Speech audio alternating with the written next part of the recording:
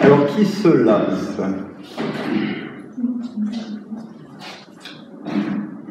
Non, le fait de répéter, donc de répéter plusieurs fois la même chose à un enfant qui, a priori, il n'entend pas. J'ai un cas.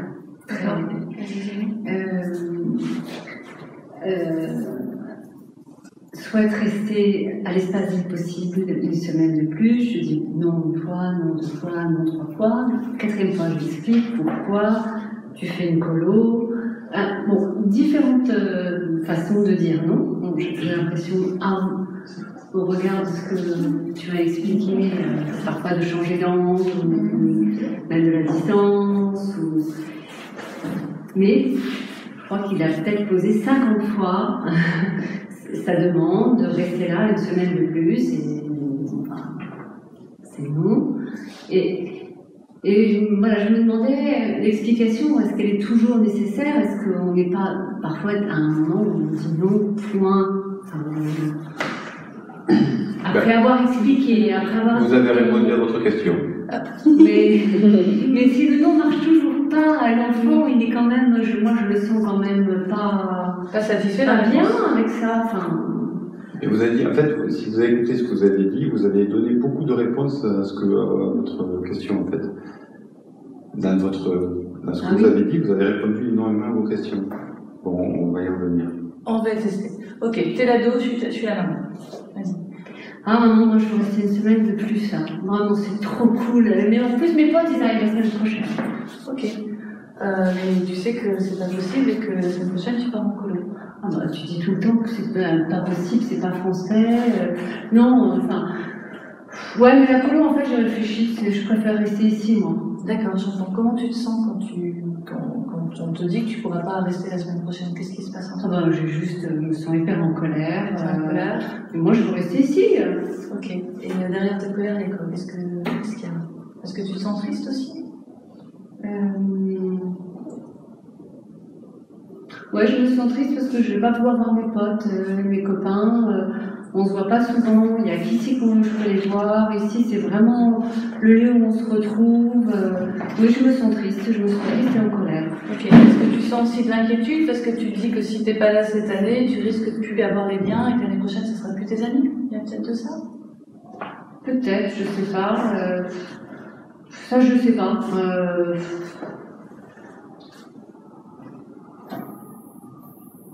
Je sais pas. Ça, je sais pas. Donc tu te sens en colère, tu te sens triste et peut-être un peu inquiet. Ça, on sait pas trop si t'es un peu inquiet. Voilà. Pour cette année, c'est pas négociable. On pourra pas. Mais comment est-ce que tu crois qu'on pourra organiser les vacances l'année prochaine? Qu'est-ce qui est vraiment important pour toi?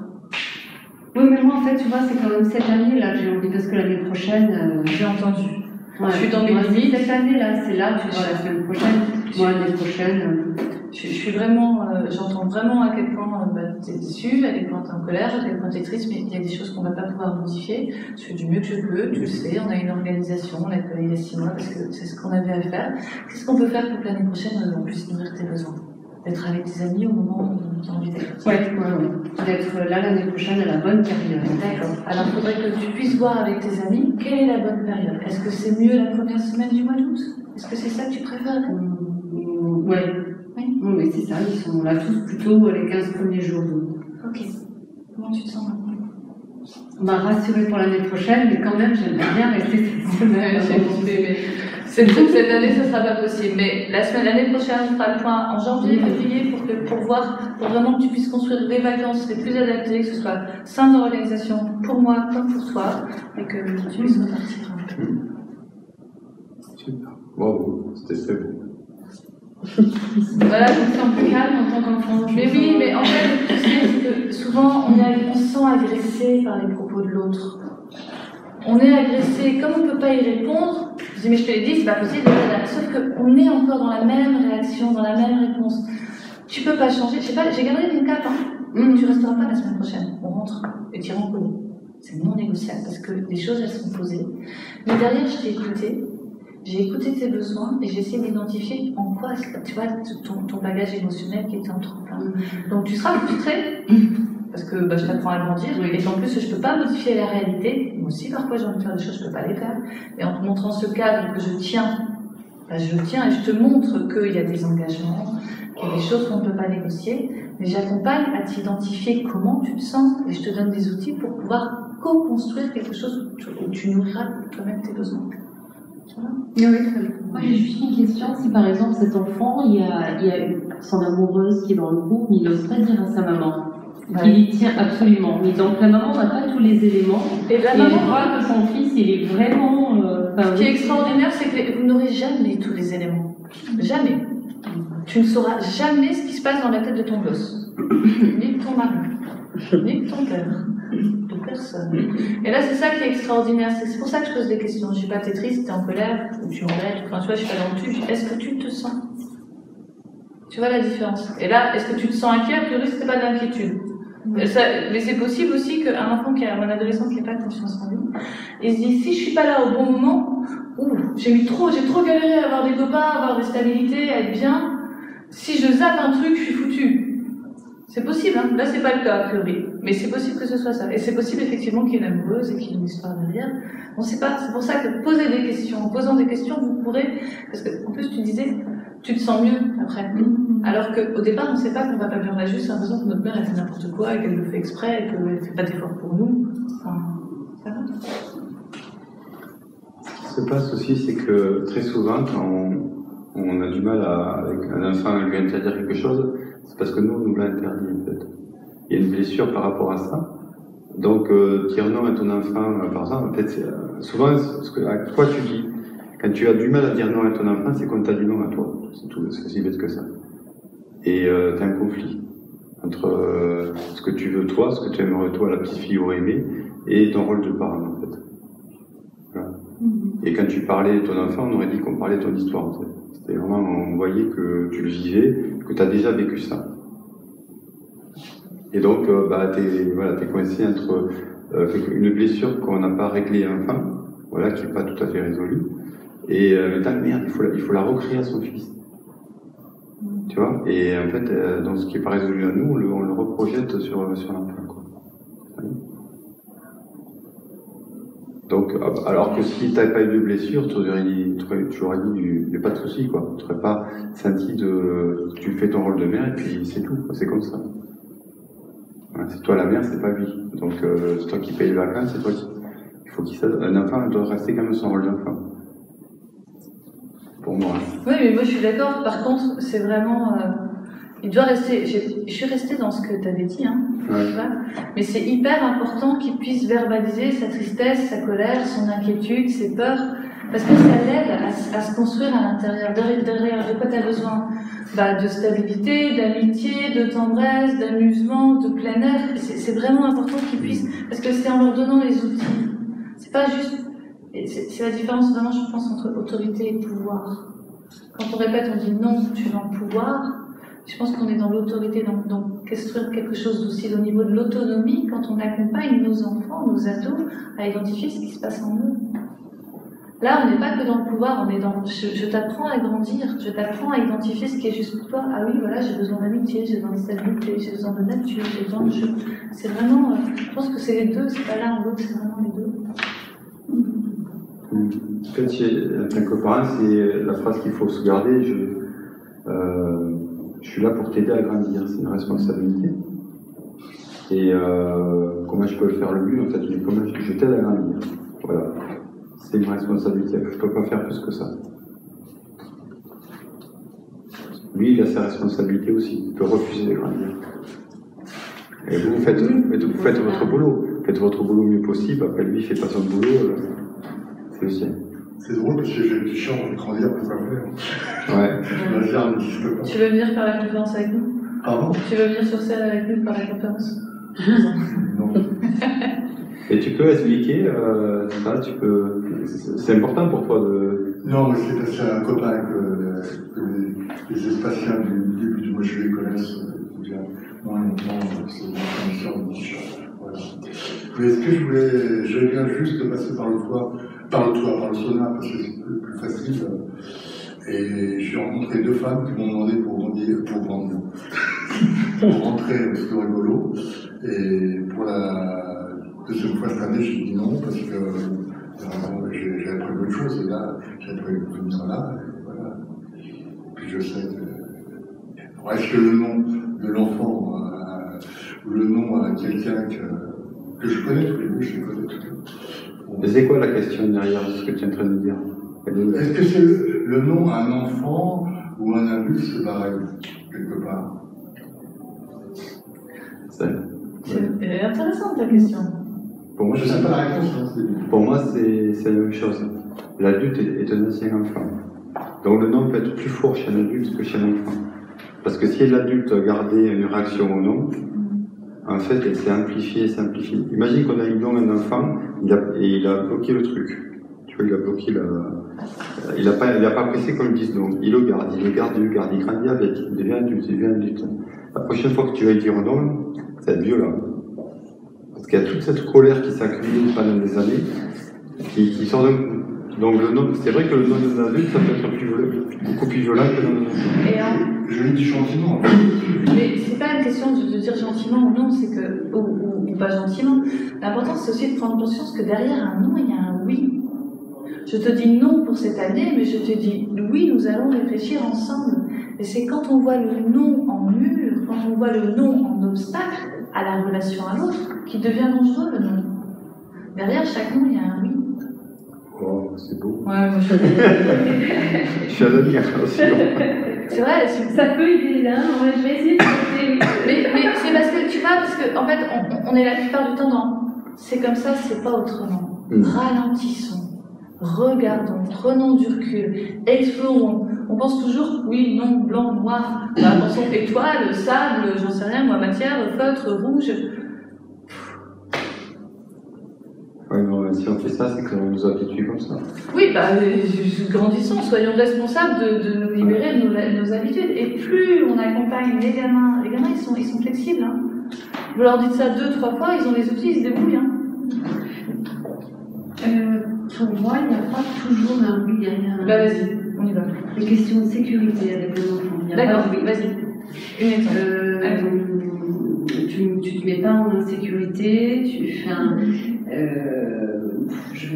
Tu me donnes la main dans la rue, mais dans le parc, tu peux jouer.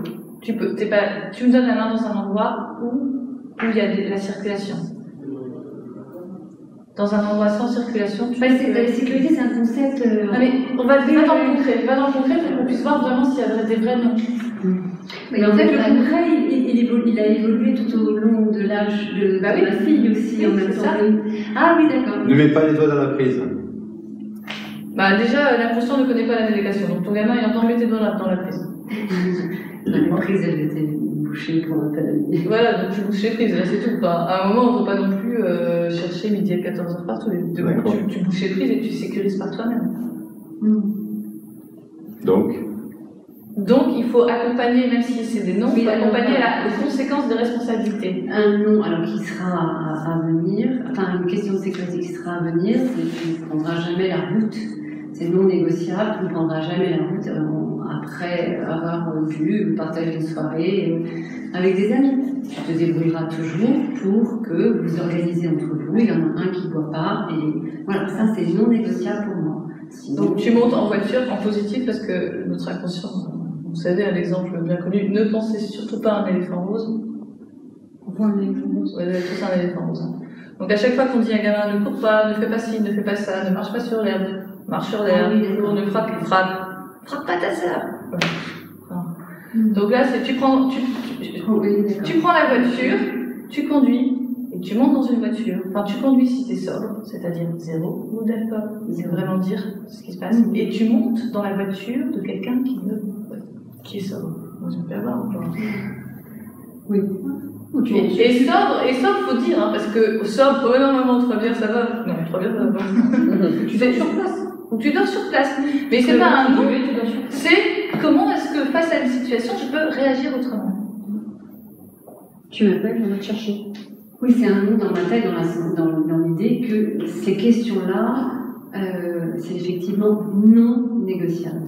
Voilà. Il y a des choses qui ne sont non négociables. La voiture, c'est sans alcool, non négociable. Par contre, il y a plein d'autres possibilités. Tu dors sur place, tu trouves un comment dire? C'est-à-dire que vous allez un peu plus dans le détail. En fait, quand tu dis voiture, c'est non négociable, en fait, il faut dire la voiture à tel moment, tel truc, c'est non négociable.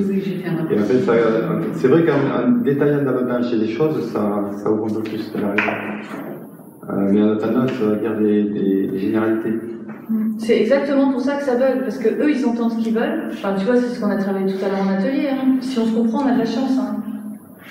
Et donc, je pense qu'il y a vraiment un investissement dans la relation à l'autre. Quand vous commencez à construire une relation, que ce soit avec un adulte ou avec un enfant, même d'autres enfants, c'est vraiment prendre le temps, prendre 2 à 3 fois plus de temps au départ pour que tous ces concepts-là ils soient posés. Parce qu'une fois que c'est posé, après, ça tourne. J'ai une amie, une collègue qui a grandi dans un univers comme ça. Elle traverse la vie avec une facilité, mais moi qui me bluffe.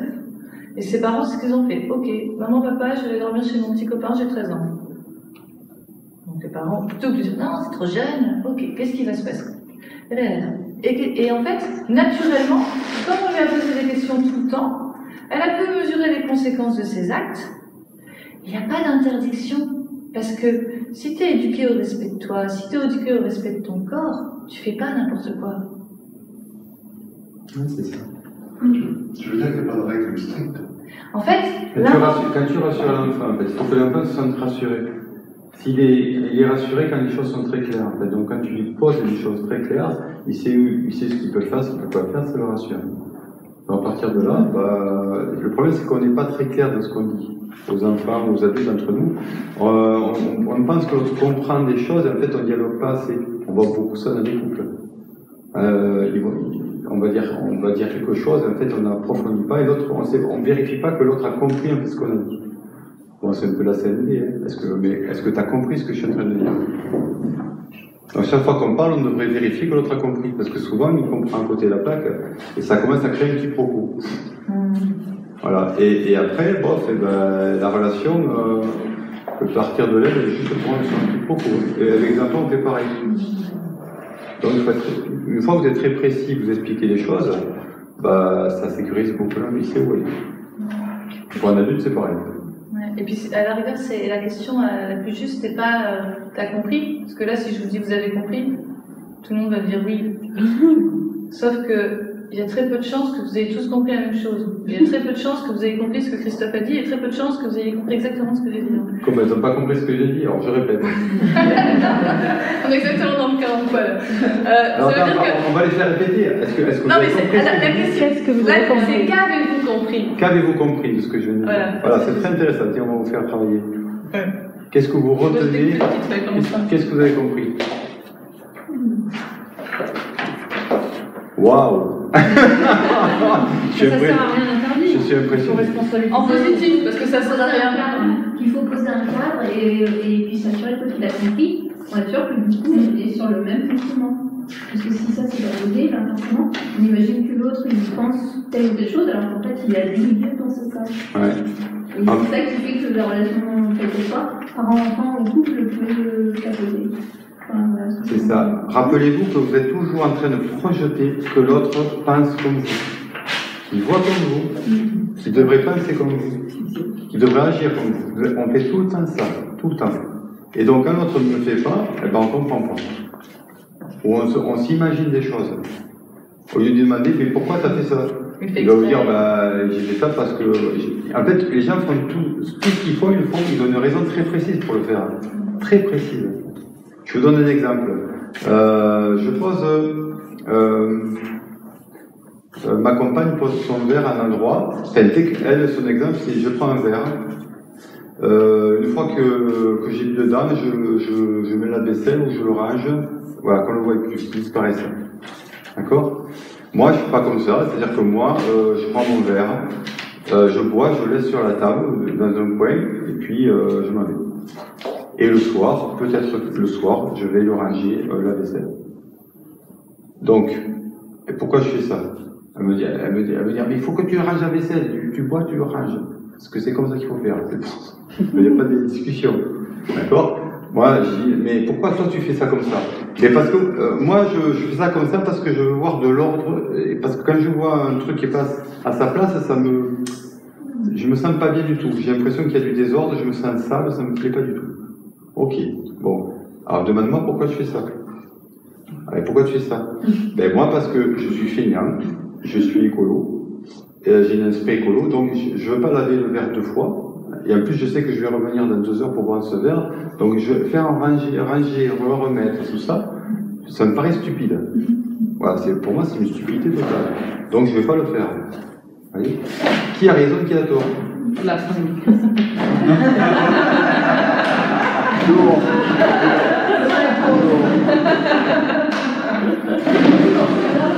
Par rapport à ces situations, dans ce cas-là, comment est-ce qu'on peut arriver à une chose qui te dit, moi ça m'angoisse vraiment? Ok, alors qu'est-ce qui...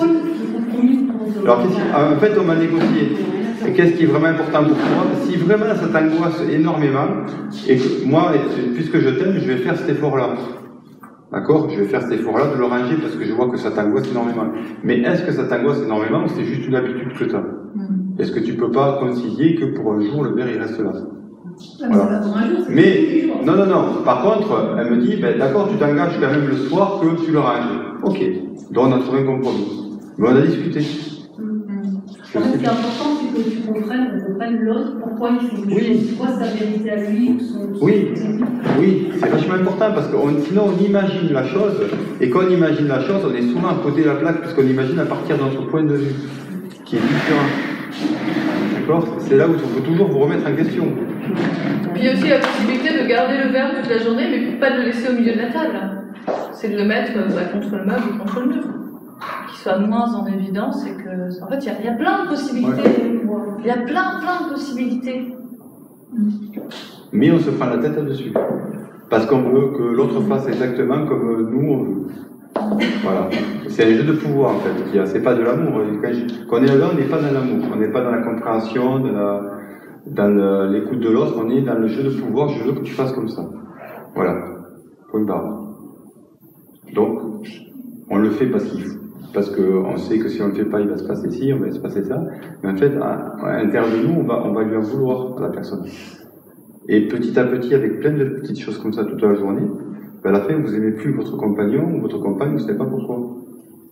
C'est l'accumulation de tous ces petits trucs qui fait qu'à un moment donné, vous regardez toujours ce qui ne va pas et vous ne regardez pas ce qui va. Et vous n'aimez plus la personne. Et c'est aussi bête que ça. Donc il faut être très très vigilant à chaque fois, voir si vous agissez par amour envers la personne ou si c'est vos conditionnements qui vous dictent. Moi, j'avais une question. Juste un petit peu, il y a des personnes qui sont arrivées, si vous voulez poser des questions par écrit, je vous donne un petit papier ici. Et si tu veux poser ta question à moi, tu peux aussi. Voilà, nous c'est possible. Il y a de la pudeur, par l'écrit c'est possible. On ramassera après. À l'oral. Ah, donc à l'oral. Tu peux donner ton papier alors si tu veux à quelqu'un. Alors attendez 2 secondes, je voudrais voir en retour ce que je viens de dire à l'instant. Très bien. Je voudrais avoir en retour pour voir si ce que j'ai dit, qu'est-ce que ça a touché chez vous et qu'est-ce que vous vous rappelez d'important, là, voyons. Parce que ça sert à rien de parler si ça rentre, ça sort. Moi, ce que je n'ai pas aimé, c'est au-delà de l'amour, c'est juste une question de respect. Toutes ces la discussion en elle-même, l'échange entre 2 personnes, c'est pas parce qu'on aime, ou parce qu'on est en amitié, ou parce qu'on est. C'est du respect déjà. C'est comme ça que c'est juste ce que j'ai voulu dire. C'est déjà une projection. Vous faites une projection. Vous supposez que les autres aussi vous respectent. Ils sont respectables. Quand je suis dans une relation, je suis dans le respect. Donc... Voilà. Mais en fait, déjà, vous supposez être dans le respect que l'autre aussi doit être dans le respect. Vous voyez, vous projetez déjà votre manière de voir sur l'autre. Vous ne savez pas comment l'autre va voir le truc. Donc, si vous mettez le respect à un niveau très très élevé, et le respect, ça peut aller à des petits trucs, genre la personne, mon copain, quand il s'en va, il me dit pas tout le temps, il me dit pas au revoir. Voilà. Des fois, il est parti, il m'a pas dit au revoir. Merde. Voilà, ça peut être ça le manque de respect. Pour d'autres, ils n'ont rien à faire. Rien à faire. C'est pas grave, il a oublié, voilà. Donc chacun vous met la ligne quelque part, vous voyez. Donc, quand vous dites il me manque de respect ou c'est une question de respect, il faut bien définir aussi qu'est-ce que c'est pour vous le respect. Oui. Vous voyez, et on a tous des niveaux de respect différents. mais encore une fois, on projette que l'autre a le même que nous. Rappelez-vous toujours ça. C'est ça qu'il faut vous rappeler. Nous, on est notre modèle de base. Donc, les gens qui ont la barre très basse, bon, ça va, mais les gens qui ont la barre très haut, tout ce qui va être en dessous d'eux, ils vont dire « Ah, il y a un truc. Ça va pas, c'est pas normal. Il ne me respecte pas. » Alors qu'il a juste la barre en dessous. Ben, c'est pareil avec la propreté. Il y a des gens, moi, par exemple, je vois un truc, je vois un truc propre, et quelqu'un qui va passer un moment, ouais, c'est dégueulasse. Ça n'a pas été nettoyé. Moi, je ne le vois pas. Donc, pour moi, c'est propre. Vous voyez? Donc, si vous me rentrez dedans en me disant, mais tu ne me respectes pas, je ne vais pas comprendre. Non, c'est pas dans ce sens, c'est pas dans ce sens-là que je disais respect. D'accord. C'est respect de la relation, c'est-à-dire on se respecte, donc on échange, on partage, et ça, quelle que soit la relation. Je sais pas comment dire les choses. Et après, il y a l'amour, après, il y a l'amitié, après, on fait des choses ensemble parce qu'il y a de l'amour, après, on fait des enfants parce qu'il y a de l'amour, mais la discussion que vous avez eue, l'exemple que vous donniez, la discussion que vous avez eue à propos du verre pas rangé, vous pourriez l'avoir avec n'importe qui, et le fait même d'échanger avec ce ton-là, avec cette façon de faire, c'est ça. Enfin, là, pour moi, c'est la démarche respectueuse qui m'anime, qui m'intéresse. Une relation avec quelqu'un, indépendamment du fait que c'est une personne que j'aime d'amour, ou d'amitié, ou d'un lien fraternel, ou... Voilà, c'était ça. Ce que vous dites, en fait, ce que vous dites, c'est la norme, en fait. C'est-à-dire que ça devrait être comme ça. C'est la norme. C'est ça que vous aimez, pour vous, c'est la norme. Mais on ne nous l'a pas appris, ça. Notre éducation ne nous a pas appris ça.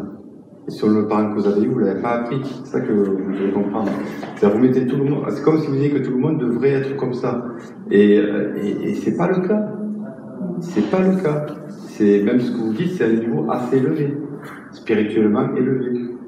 Mais regardez autour de vous. Est-ce que vous voyez beaucoup de gens qui respectent? Il suffit juste de regarder l'état des sanitaires. Voilà, je veux dire, partout autour de vous, vous voyez. Je ne suis pas dans la même relation avec tout le monde. D'accord. Pour moi, effectivement, on va dans le mur, on se fait mal en permanence.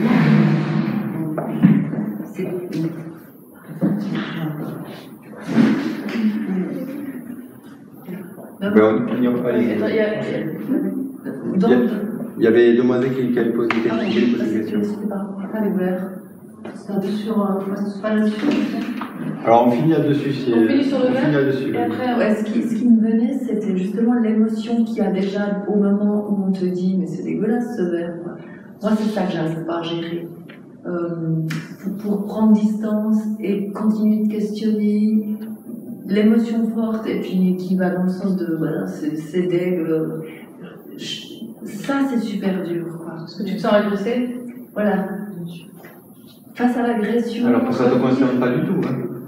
Ça ne te concerne pas du tout. Quand elle dit c'est dégueulasse, elle parle d'elle, la personne. C'est sa vision qu'elle parle, elle ne parle pas de toi. Pourquoi ça t'agresse? Ouais, parce que j'ai pas cette distance-là et que je me... Parce qu'on ressent comme personnellement, bien sûr, que c'est pas assez proche chez nous. Oui, mais ça veut dire qu'à ce moment-là, vous manquez de discernement. C'est-à-dire que vous ne percevez pas qu'en fait on ne parle pas de vous. Et vous laissez à l'autre le pouvoir sur vous. Ouais. Parce que c'est pas parce qu'on dit quelque chose de vous ou qu'on dit quelque chose de votre extérieur que c'est vrai. Oui, enfin on projette. Oui, non mais là, même qui est fausse ou pas fausse, elle peut atteindre un peu quoi. Elle peut l'atteindre, mais elle peut aussi ne pas t'atteindre. Comment? C'est la chose de... Ben, on est dessus en fait. Pourquoi elle vous atteint? La question que vous pouvez vous poser, c'est pourquoi elle vous atteint? Pourquoi vous donnez du pouvoir à ça? Quel intérêt vous avez? Parce que c'est la première fois qu'on va vous le dire. Je prends l'exemple du verre, parce que je ne connais pas cet exemple-là, mais ça va être d'autres exemples. C'est la même chose. C'est qu'en général, il y a un message qui est récurrent. C'est pas la première fois qu'il vous atteint. Oui. C'est parce qu'il revient. Mais pourquoi il vous touche? Parce que vous y croyez vous-même. Ben, on finit par y croire. Quelque part, c'est une forme de manipulation. Au bout d'un moment, on finit par y croire. Oui. Et on doute. On se dit, mais enfin, il me semble. Mais le fait que vous y croyez vous-même, en fait, vous le nourrissez. Donc, il n'y a que vous qui pouvez arrêter ça. Mais quelque part, même si on vous l'a dit, vous êtes responsable de le nourrir, de l'entretenir. Vous pourriez croire autre chose à partir de maintenant. Mais c'est vous-même qui entretenez ce truc-là. Alors c'est une gymnastique, hein. C'est une vraie gymnastique, et c'est ça, la vie, elle nous offre quand même une multitude de situations où on va pouvoir tester ces petits principes qui au départ on se dit mais il se moque de moi lui ou quoi, forcément je me sens agressée et c'est difficile à mettre en place, mais franchement il faut expérimenter. Tout à l'heure on donnait l'exemple, je peux prendre un exemple qu'on a vu en atelier, je travaillais une fois en formation avec un groupe de responsables en hôtellerie, et une des stagiaires qui dit une fois il y a un homme qui est arrivé à 7h15, je lui ai parlé 48 secondes, il a bousillé ma journée, il m'a agressé. Ok, cet homme, elle a eu 48 secondes dans sa vie. Non mais c'est dingue, le pouvoir qu'on donne à des inconnus.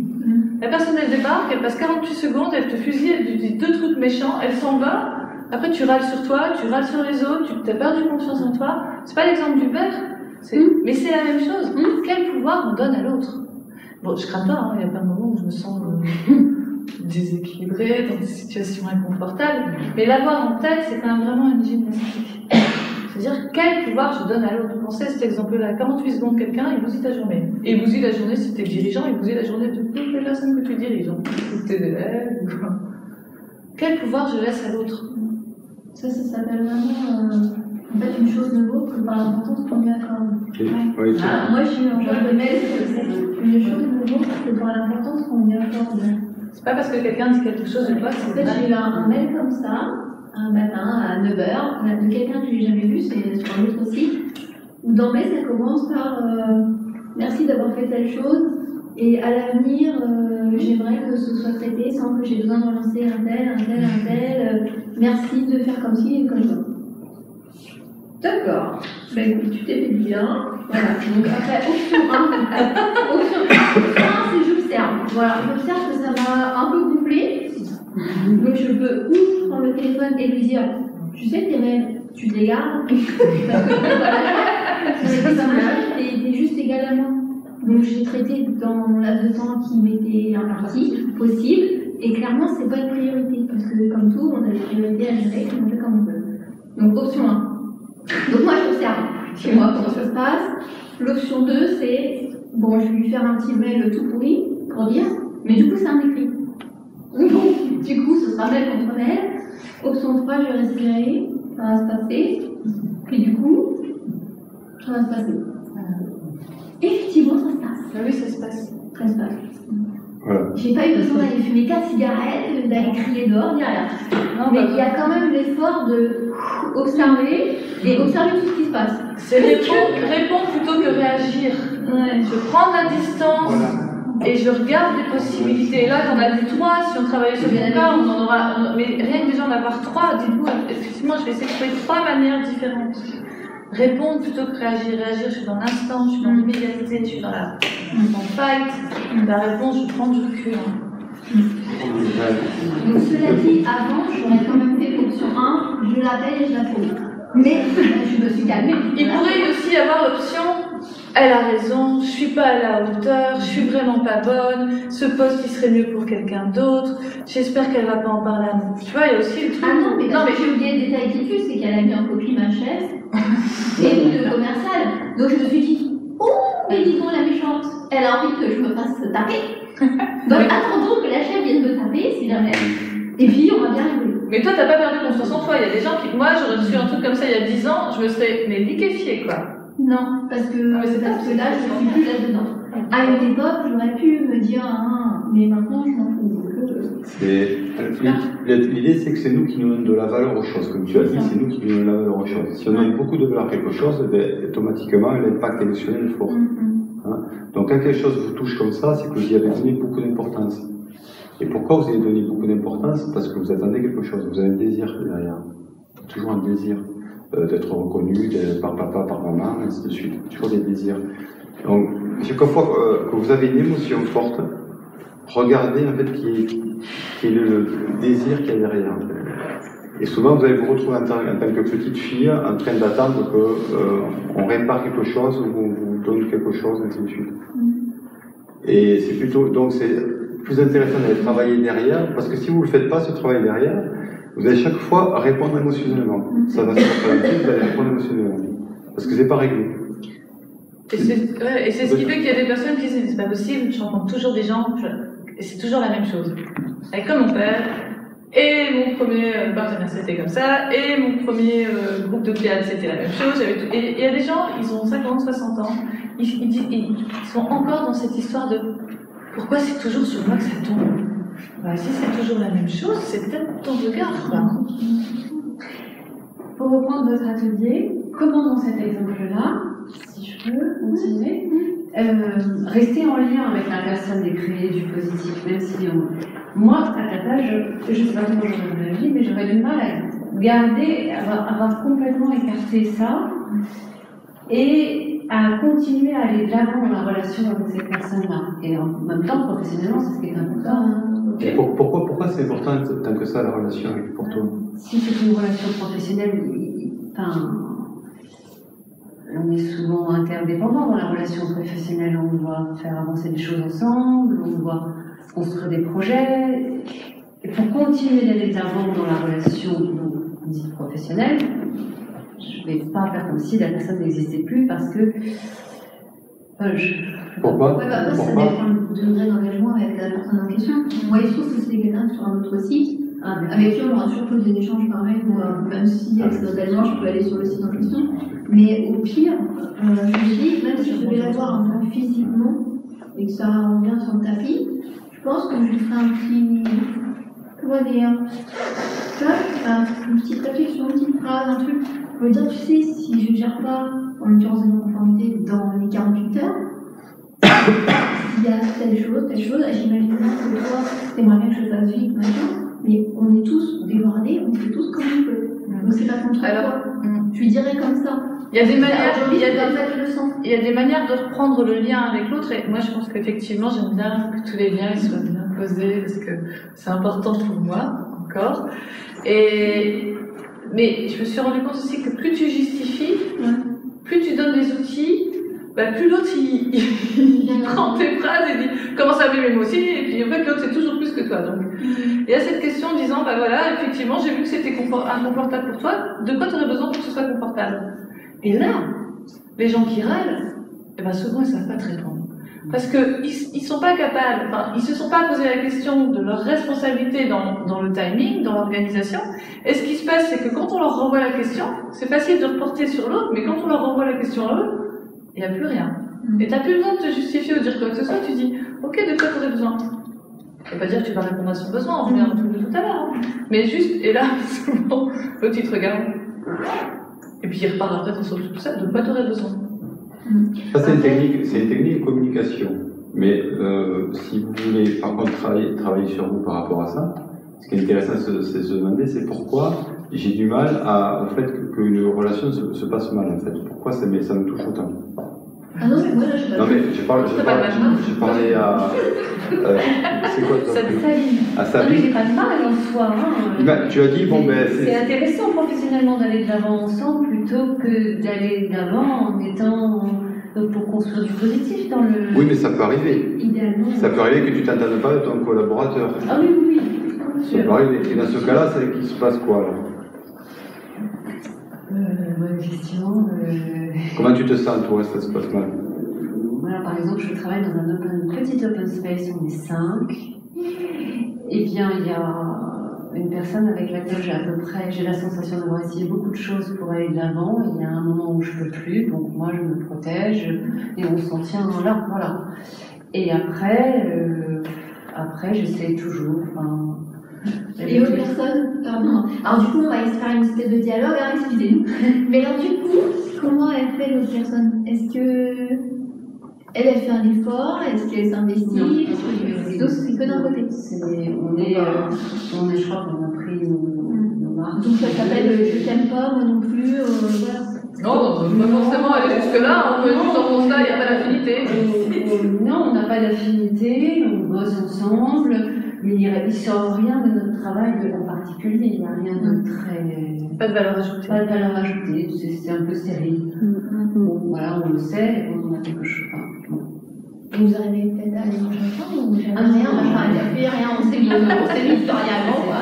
Il y a un monsieur qui vous dit quelque chose parce que. Moi, j'ai l'impression que tous ces sentiments qui nous assaillent, qui nous pourrissent la vie, c'est à chaque fois avant, c'est parce qu'on a pris une chose personnellement, tout le temps, et si on arrive, ce qui est très difficile de prendre les choses personnellement, tout simplement, et ça ne veut pas dire ne pas les communiquer, mais que ça ne vient plus, quoi. En même temps, se dire que c'est difficile de prendre les choses personnellement, en fait, la vie, ça sera toujours inconfortable. Soit vous continuez à vivre un inconfort qui ne vous convient pas, soit vous choisissez d'oser le changement et de vivre l'inconfort transitoire du changement. Dans tous les cas, c'est inconfortable. Non, ça va pas, ça fait longtemps que je tourne. Non, mais c'est vrai, parce que je me suis posé ces questions. Je suis dans une situation de vie qui ne me convient pas. C'est difficile de vivre une vie qu'on n'aime pas. Ben, vous le savez. Mais c'est tout aussi difficile d'oser vivre une vie qu'on aime, parce qu'il y a cet inconfort-là. Sauf que dans la deuxième situation, en plus j'ai déjà écrit dans mon livre, donc je ne vais pas raconter maintenant. Dans la deuxième situation, vous prenez juste le risque que ça se passe mieux. Dans tous les cas, c'est inconfortable. Qu'est-ce que vous préférez? Que ce soit toujours inconfortable et râler tout le temps, ou que ce soit inconfortable, que ça devienne de mieux en mieux? Non, mais justement, ça aborde le problème de la peur. Mais évidemment, mais c'est bien, qu'est-ce que tu... Mais ça, on est tous... Enfin, on en a encore parlé dans notre atelier Shiatsu. Ouais, la peur. Mais oui, la peur. Donc ça, aimons de peur. Ça se décide pas, ça se commande pas. C'est encore un truc qu'on observe et puis qu'il faut un peu de travail pour passer outre. Mais oui. Pour dire, je vais aller de l'autre côté. Hein. Mais sur oui. Au départ, on s'est vraiment vers je sais pas. Chapitre 4, page 17. Alexandra dit ah oui, osons vivre nos peurs. Voilà, c'est marqué. C'était pour vérifier parce qu'elle m'a dit c'est dans le livre, donc je vérifie. Page 4. Ok, page 4, voilà. Tout est marqué dans ce livre. Bon, on peut partir, alors on prend le livre et c'est bon. Ah non, mais là, parce que vous avez les auteurs, donc profitez-en. Attends, 2 secondes, parce qu'il faut qu'on finisse avec ce monsieur. La question n'était pas finie. Je peux te répondre sur le plan quantique. Sur le plan quantique, en fait, on sait que tout ce que disent les personnes, en fait, ils parlent de vous. Tout le temps. C'est-à-dire que vous ne pouvez pas ne pas parler de vous. Pourquoi vous parlez de vous? Puisque, par exemple, je vais dire, j'aime pas ce t-shirt. En fait, c'est mon goût, je parle de mon goût. Ça n'a rien à voir avec elle. Aucun rapport. Ou j'aime pas sa tête. Voilà. Quel rapport avec elle, en fait? Je parle que de moi, je parle de mes goûts. Vous voyez le truc? Et on fait ça avec tout. Chaque fois, on parlait que de vous tout le temps. Donc, pourquoi on le prend? L'idée, c'est pourquoi on le prend pour nous, en fait. Pourquoi on fait ça? C'est ça qui est intéressant. Pourquoi on a ce réflexe de le prendre pour nous? C'est-à-dire, si la personne garde son opinion pour elle, moi je m'en fiche, mais à partir du moment où on me le dit en face, c'est un peu agressif quand même. D'accord. Donc on peut se rebeller, mais alors si on se rebelle à être en colère, c'est pas un problème. C'est pourquoi ça nous émeut, pourquoi ça nous touche. Ah bah si c'est ma sœur qui me le dit, ou si c'est une personne qui passe dans la rue, c'est pas la même chose. Ouais. Si c'est votre sœur qui le dit, et alors pourquoi? Parce que c'est votre sœur qui le dit, c'est pas la même chose. Développez. C'est parce que c'est ma sœur, hein. C'est parce qu'elle occupe une place extrêmement importante. Voilà. Ouais. Pour moi, mais la personne qui va me le dire alors que je la connais depuis 48 secondes, on me fait de la peine. Donc vous aimez votre sœur, donc tout ce qu'elle dit en fait est la vérité. Non, pas du tout. C'est que je regrette plutôt voilà, c'est l'image que je laisse à ma sœur. En fait, c'est non, regardez, vous aimez votre sœur et vous supposez qu'elle vous aime. Donc si elle dit quelque chose qui n'est pas la vérité, ça veut dire pour vous qu'elle ne vous aime pas. Donc vous supposez que tout ce qu'elle vous dit, il y a une partie de vrai, sinon ça veut dire qu'elle vous aime pas et pour vous c'est pas possible d'imaginer ça. Donc votre sœur vous aime, vos parents vous aiment, tout ce qu'ils vous disent ne peut être que la vérité. Sinon l'autre option n'est pas possible. Vous voyez, l'autre option n'est pas possible. Donc tout ce qu'on vous dit, vous allez vous dire ouais peut-être des conneries, mais en fait ça vous touche parce que c'est évident. Moi j'aime ma sœur et elle m'aime, elle peut pas dire quelque chose qui est faux sur moi, c'est pas possible. Donc c'est pour ça que les gens que vous aimez, ils vous impactent énormément, alors que les autres, vous ne savez pas si vous aimez, vous avez un doute. En même temps, ça dépend, parce qu'il y a des gens qui vont être fort affectés par un client qui débarque et qui leur... Oui, ou par l'effet du groupe. Quand on s'habille, il y a un effet de mode. On a envie de se plaire dans la glace, mais on a aussi envie de plaire aux autres, au groupe. Oui. Et quand quelqu'un du groupe verbalise on est mal fringué, ça peut toucher, je peux comprendre ça. Oui, oui. Ben, on peut aimer sa sœur, on peut aimer aussi l'idée d'être quelqu'un acceptable dans un groupe. Si on s'aime un minimum, on va dire ben, le groupe va m'aimer, c'est obligé. Donc si le groupe me juge, ça veut dire que bah, je suis pas aimable. Vous voyez? Oui, et donc c'est toujours pareil. Non, mais c'est toujours des projections, je veux dire. Si on prenait dans les faits, en fait, c'est juste la personne parle d'elle, en fait, elle parle de voilà. Mais vous imitez de l'émotionnel. Oui. Voilà. Donc si vous avez ce réflexe-là à chaque fois de vous dire, en fait, la personne, ce qu'elle me dit, que ce soit ma soeur, ma mère ou X Paul, en fait, c'est son avis, c'est son pur avis à nos émotions. Voilà, après, ça ne vous impactera pas aussi fort que si vous vous dites, bah, elle est ok, il faut qu'elle m'aime, en fait, ma soeur, elle n'a pas le choix. Vous comprenez la nuance Oui, je comprends la nuance. Donc oui, c'est un peu la nuance entre l'intelligence artificielle et l'être humain, c'est qu'il y a justement ces émotions-là qui font que on est ce qu'on est et on réagit à ça, on ne peut pas faire autrement. Oui. On peut commencer à faire autrement. On pourrait dire ma sœur même, on pourrait dire ma sœur même, mais pas tout le temps.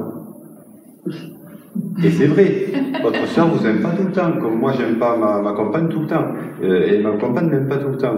Donc le truc c'est qu'on a mis, il faut que ma femme ou ma sœur m'aime tout le temps. Page 111. Page 111. on a ce concept à nous. Exactement. Oui, mais l'amour, je sais pas, l'amour peut-être que pour moi c'est un peu en binaire, on aime ou on n'aime pas, mais elle n'aime pas tout le temps, elle n'aime pas. Ben si. Vos enfants, vous les aimez tout le temps, vos enfants? Et des fois vous auriez envie de les jeter par la fenêtre. On n'aime pas ses enfants tout le temps, c'est ça? Comment? Ah bah c'est on n'aime pas ses enfants tout le temps. Et vos enfants, vous n'aimez pas tout le temps. Hein. Vos enfants, des fois, qui sont en colère contre vous, s'il y a l'énergie, ils pouvaient vous descendre et vous descendrez. mais bien sûr, mais nos enfants, ils ne nous aiment pas tout le temps, bien sûr. Et nous, on les aime pas. Il faut être honnête, on les aime pas tout le temps, nos enfants. Des fois, ils sont chiants, on est fatigué, on a envie de les jeter par la fenêtre. Donc, les aimer, ça demande. Voilà quoi, c'est pas c'est un aller-retour, c'est normal, c'est humain, c'est normal. Quand vous avez quelqu'un qui a un caractère, vous allez vous dire c'est ma soeur, c'est mon frère, voilà, là il commence à me gonfler grave, quoi. Hein? Oui, mais est-ce que c'est un amour, c'est-à-dire elle vous aime parfois elle vous aime pas, ou alors c'est juste question de caractère, il y a des gens qui savent gérer, qui savent contrôler leurs émotions, ils savent ne pas parler quand ils sont en colère, etc. Il y en a d'autres qui ne savent pas gérer, tout simplement. Mais c'est vrai que pour moi, c'est pas une question d'amour. Mais peut-être je ressens des choses. C'est du contrôle. Oui, c'est ça. C'est du contrôle. Oui, mais il y a le contrôle, il y a l'amour. Je peux aimer une personne. Moi, je fonctionne en binaire, en amour. Mais après, soit je sais gérer mes émotions, donc je vais donner l'impression, ou alors je vais être tout le temps, je vais être monotone, soit j'ai un sale caractère où je sais pas gérer mes émotions, et je vais paraître parfois, j'adore la personne, et parfois je donc, ce que vous dites, voilà, ce que vous dites, vous manipulez jamais votre mari, votre compagnon, jamais. C'est-à-dire que vous l'aimez vraiment tel qu'il est, c'est-à-dire que vous vous n'avez pas des petits jeux pour obtenir vos besoins. Ce que vous me dites, c'est j'aime mon mari. D'accord, j'aime mon mari. Donc si vous aimez quelqu'un, vous aimez ce qu'il est tel qu'il est. Et par contre, vous avez des besoins. Donc vous pouvez utiliser une personne pour votre mari pour obtenir ce que vous avez envie. Vous voyez, du style. Ça serait bien si tu gagnais un peu plus d'argent pour me sécuriser. Ou ça serait bien si tu faisais ci, ça serait ça. Je me sentirais mieux. Vous voyez, ça c'est pas de l'amour, ça. C'est de l'amour conditionnel. C'est l'amour, ouais, c'est l'amour conditionnel. Je t'aime si tu corresponds à tel truc. Bon. Oui, donc on n'aime pas toujours notre compagnon. On a de l'amour conditionnel. On a besoin de choses. Et de temps en temps, vous l'aimez vraiment. Non, l'exemple que vous donnez là, c'est pas de l'amour pour moi. Et je vous ai dit, moi je fonctionne en binaire, alors je suis pas le bon exemple. Prenez une autre personne. Là, si je dois l'aimer parce qu'il gagne de l'argent, je l'aime pas. Ça veut dire quoi, binaire? Vous l'aimez tel qu'il est, sans... À la base, vous aimez la personne, à ce moment-là, vous faites avec ses défauts. C'est ce qui fait que si elle pose un verre ou si elle pose un truc ou elle fait un truc pas bien, vous faites l'effort de parler avec elle et d'améliorer, de trouver une solution. Si j'aime pas la personne, si elle me dit bonjour le matin, je lui dis c'est quoi ton problème? C'est un peu ça. Ouais, bravo. Non, c'est super. Je suis très heureux de voir qu'il y a des personnes comme ça. Après, je suis pas restée longtemps au micro. Déjà voir des défauts chez l'autre, c'est déjà une sorte d'amour conditionnel. On verra pas les défauts. Parler aussi. Je suis encore avec mes enfants. Bah, l'espace en plus. Je pourrais dire une expérience. En 79-80, il y a un chef que j'aimais bien qui m'a traité de con. Et je le remercie. Parce que maintenant, je prends la distance après ça. Jamais, maintenant je rigole quand on me traite de con ou autre chose. D'accord. Grandir pour quoi faire? Ils ont aucun rapport. Quand on m'insulte, je rigole. Dans ma tête, je prends la distance. On vous a donné des petits papiers. Est-ce que vous voulez les faire passer à... Vous faites-en passer plusieurs, parce que s'il y a... Comme ça, on les mélange, on sait Comme ça, pas on les mélange, on ne sait pas qui a écrit le nom. On va passer au milieu comme ça, vous mélangez les feuilles. Non,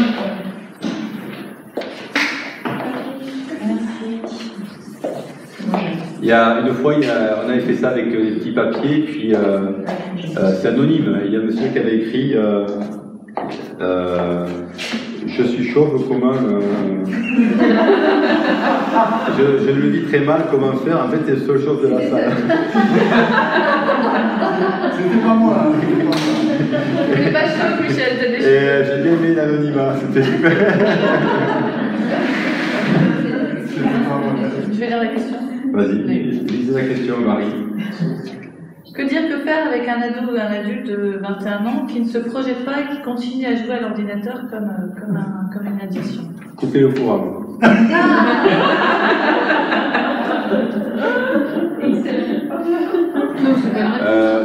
Non, mais c'est la réponse de. Non, il y a plein de possibilités. Hein. Là, je veux dire, la situation, c'est juste un mot, enfin, c'est juste deux, trois. Il y a plusieurs choses sur la mise en projet. D'ailleurs, c'est le thème de ce qu'on fait demain en atelier. La mise en projet, ça demande plein d'approches différentes. La première, c'est déjà de responsabiliser. Quelles sont les conséquences de tes actes? Quelle vie tu vas construire si tu... Il s'en fout. Il s'en fout, je sais. Mais c'est bien, en fait, ça dépend. En fait, là, je peux pas... Faudrait à la rigueur... allez, est-ce que vous pouvez donner des éléments un peu plus concrets pour cette situation, qu'on puisse la jouer? Mais moi, je ne sais pas si je peux intervenir. Mais bien sûr. Moi, je suis éducatrice, hein, mais je suis quand même du chaussée. Mais moi, je veux dire, mais c'est déjà allé trop loin. Je pense qu'il aurait fallu que déjà anticiper un peu. Ouais. Mais sauf que le trop loin, en fait, on va regarder à chaque fois la réalité comme elle est. Point. La situation, elle est comme ça.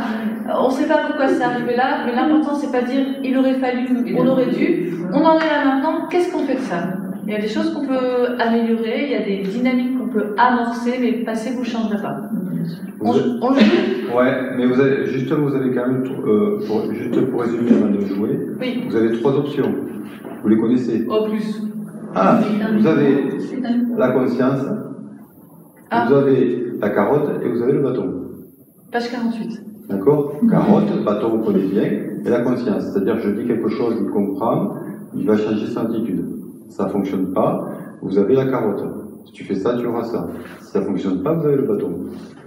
Bah, je coupe le jus, tu te payes l'électricité, tu as 21 ans, tu es responsable, tu te démerdes. Ah, mais quand il habite chez toi, alors on peut plus le jus. Tu veux vous mettez dehors. On essaie de jouer? Ok, vous avez pas de possibilité. vous voulez rire? Moi, j'ai coupé le jus. Ils m'ont attrapé, ils m'ont enfermé dans ma chambre et ils sont retournés jouer. Mais oui. Non, mais... Sauf que là, c'est pas la mais là, on fait le compteur à l'extérieur. En fait, c'est réponse là. Depuis, on en a discuté le lendemain, on a déconné là-dessus et ils ont arrêté de jouer. Mais je n'ai pas compris pourquoi. Ben, peut-être qu'ils ont rendu compte qu'ils avaient fait une très grosse bêtise et qu'ils s'en voulaient, peut-être, parce que là. J'ai pas touché terre. Hein. Les deux, ils m'ont porté jusqu'à ma chambre, ils m'ont fait. Waouh, c'est énorme. Bon. Joue-le si tu veux, vas-y. Non, mais du coup, je vais plonger, je sais pas comment je vais m'en sortir. Hein. Qui peut faire le jeu? Le jeu. Le jeune de 21 ans qui passe son temps dans l'ordinateur. Ouais, moi je veux bien. Allez, Elle est bonne, en fait, un atelier théâtre ici, c'est quoi le truc? Ah non, non, non. Alors, c'est quoi ton prénom? Jules. Bon, Jules. Ouais. Qu'est-ce que tu fais? Attends, j'ai 3 messages à envoyer. Il faut tout de suite que je réponde, tu vois. Combien de temps il te faut pour t'envoyer le message? Ah ben voilà, tu vois. Super bon. Jules, je te laisse 5 minutes et après j'ai besoin de... D'accord, 5 minutes. Est-ce que tu peux me dire quelle heure il est sur ton téléphone, s'il te plaît? Attends. Non. 22h47. 22h47, ça veut dire qu'à 22h52, on fait le point.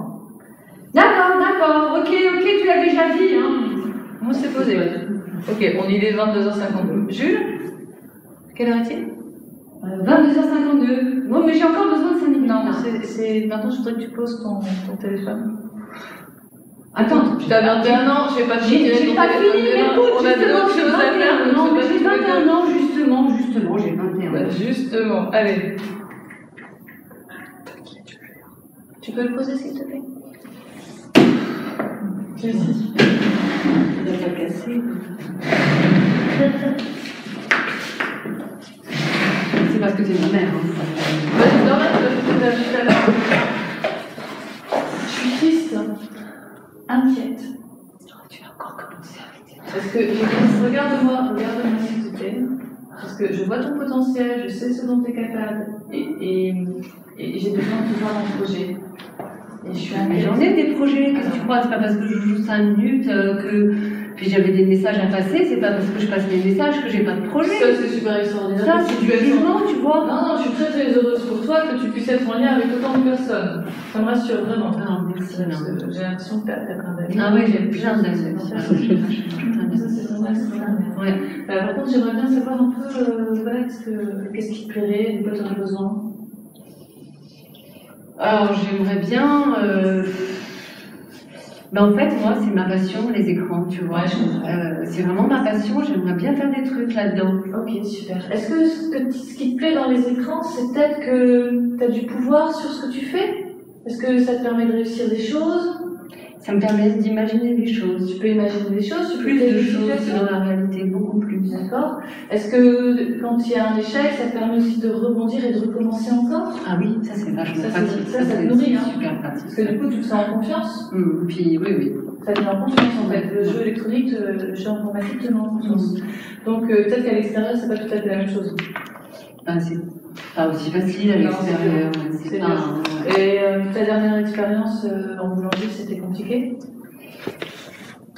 Bon, c'est vrai que je me suis engueulée le matin parce que j'ai pas forcément mis la bonne dose de levure ou je sais pas quoi, mais c'est pas très grave quand même, le pain il monte quand même. Bon, t'es arrivé en retard plusieurs fois. T'as pas terminé ton Ouais, stage. mais je suis partie plus tard le soir, c'est pas grave. Est-ce que ça a déséquilibré un peu l'équipe? Est-ce que ça a mis un petit peu en danger la stabilité, peut-être la relation avec les clients ou les quantités? Ouais, peut-être.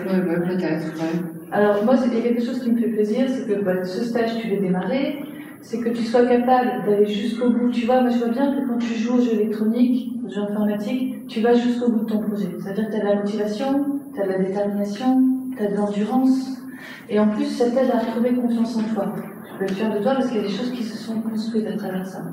Maintenant, ce qui est vraiment intéressant, c'est de te dire que toutes ces compétences-là, tu peux les transférer dans quelque chose qui t'épanouit dans la vie, parce que tu vas pas rester squatter à la maison comme ça toute ta vie. Non, mais je vais pas rester squatter. Ouais, c'est la boulangerie. Alors la boulangerie, ça te convient ou ça te convient pas? Non, ça me convient pas. Alors, il faudrait qu'on puisse trouver quelque chose dans quoi tu te sens épanoui. Les écrans. Les écrans. Quelles sont... Non, mais c'est génial, mais c'est super que tu aies une passion. Sauf que cette passion, comment est-ce que tu peux pas qu'elle te nourrisse autrement que là, tu as 21 ans? Ben, je veux vraiment faire mon métier. Tu veux vraiment faire ton métier? Je sais pas quoi. Alors, on va réfléchir ensemble. Ah, super, tu pourrais m'aider là? Ah, mais évidemment, je suis super. Donc, si ta passion, c'est les écrans, écoute, demain, on pourra peut-être aller faire des premières recherches. Par contre, j'ai besoin que tu te lèves à 9h et qu'on démarre à 10h. Ok? On va reprendre un rythme de jour. Donc, si tu veux travailler dans ta passion, il faut de la régularité. Ok? Donc, à partir de tu demain, m'aideras. mais évidemment, je vais t'aider. Je vais pas te laisser squatter l'appartement toute ta vie. Tu vas vivre ta vie, là. À un moment, je vais te mettre au monde, hein, tu vas te débrouiller, là. Donc, je vais t'accompagner. On va chercher comment est-ce que ces compétences que tu sais mettre, là, tu as retrouvé confiance en toi, tu es capable d'aller jusqu'au bout de quelque chose, tu trouves des astuces, il y a des passages secrets en plus dans vos jeux. Il y a des codes à trouver ou des choses comme ça, tu sais les trouver. Ton cerveau, il va bien. Tu veux travailler là-dedans, et bien, on va se concentrer. Super. Ok, ça va? Comment tu te sens là? Très bien, rassurée. Ok. Merci, maman. Rassurée, oui, non, rassurée. Entendue, accueillie, réconfortée, dans le lien, dans l'échange, dans le partage. Accueillie, essentiellement accueillie. Merci, merci. Hop, c'est pas fini. Moi, je la finis. Mais ton père derrière le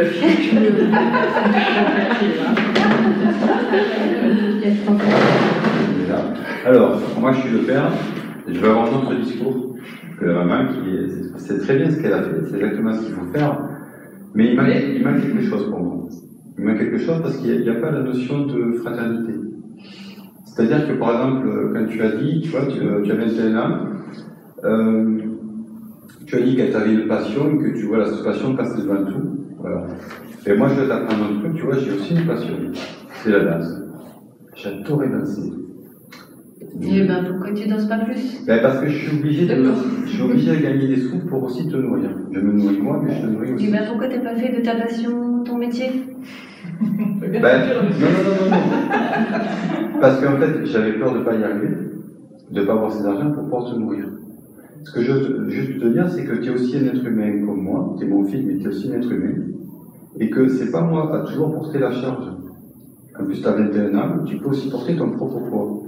Et que là, tu vois, quand tu fais passer tout tes plaisirs avant Non, c'est pas mes plaisirs, c'est ma passion et c'est ce que ta je peux faire passion, dans la vie. d'accord. Mais moi, là-dedans, en fait, je me sens pas...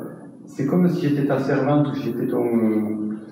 voilà, j'ai l'impression que je reçois rien du tout. Je reçois rien. Tu vois, j'ai l'impression de juste d'être ta servante, tu te sers de moi, en fait. Et moi, je ne trouve pas mon compte là-dedans, tu vois. Alors, qu'est-ce qu'il faudrait pour que tu y trouves ton compte? On va inverser les rôles. Ben, j'aimerais que tu... Moi, j'en pas, j'ai compris. Ouais, alors, qu'est-ce qu'il faut que je fasse, alors? Ben, peut-être que ta passion, tu l'ouvres, tu prends, par exemple, tu passes 20 heures à ta passion, tu passes 15 heures à ta passion et 5 heures pour moi, ou 5 heures pour autre chose. Mais j'aimerais bien parce que, ben, moi, c'est mon désir en tout cas. Parce que tu vois, moi, si toi, tu me donnes 5 heures, moi, je peux passer 5 heures et faire ma passion moi. Tu vois, et là, je trouve que c'est plus équilibré. Là, on fonctionne en adulte. Parce que tu n'es plus un enfant, tu es un adulte. Tu as 21 ans, tu es censé être un adulte. Donc là, il y a un échange. Sinon, j'ai l'impression que c'est moi qui donne tout. Voilà. Et toi, tu joues ton rôle de j'ai droit à ça, mais j'ai aucun devoir en fait. Voilà. Tu comprends le... Oui, je commence à comprendre. Voilà. Et imagine que toi, tu as des enfants qui te fassent ça, bah, tu vas voir que tu as pas à... Il y a ta vie aussi. Que moi, j'ai ma vie, toi, t'es important, mais j'ai aussi ma vie. Et voilà. Et moi, j'aimerais que tu participes. Donc, tu veux que pendant 5 heures, je participe à des choses avec toi. Voilà, par exemple. Hein, que tu m'aides à la maison, parce que moi, que tu contribues à la maison, parce que moi, ça va m'aider à faire autre chose aussi. Voilà. Et là, je me sentirais aimé, reconnu. Mais sinon, non, j'ai l'impression de être un robot que tu te sers de moi, puis voilà, c'est que. Il n'y a pas d'amour, quoi, c'est juste un esclave. Alors là-bas, je te demande aussi de voir que c'est pas parce que je fais pas les 5 heures que je ne te respecte pas et que oui, mais il n'y a pas d'acte. Tu t'utilises. Ok, il n'y a pas d'acte. C'est-à-dire que parler, c'est facile, mais il n'y a pas d'acte. Et quand on aime quelqu'un, on observe en fait ses besoins. Moi, tu vois que des fois, j'arrive du travail, je suis fatigué, tout ça, je suis, j'ai envie de me reposer, parce qu'il faut que je te fasse à manger. Et donc, alors, j'aimerais bien quelque chose à manger. Donc, en fait, dire qu'on aime, c'est facile, mais normalement, quand on aime quelqu'un, on fait attention à lui. Voilà. Et peut-être que tu ne sais pas ce que c'est aimer, peut-être. Mais quand on aime quelqu'un, on fait attention à lui, comme je fais attention à toi. Voilà. Et donc, je t'invite à ça en tout cas. Parce que sinon, c'est pas possible. Je m'engage. Ok. Voilà. Super, merci. Donc vous avez deux choses très complémentaires. Super.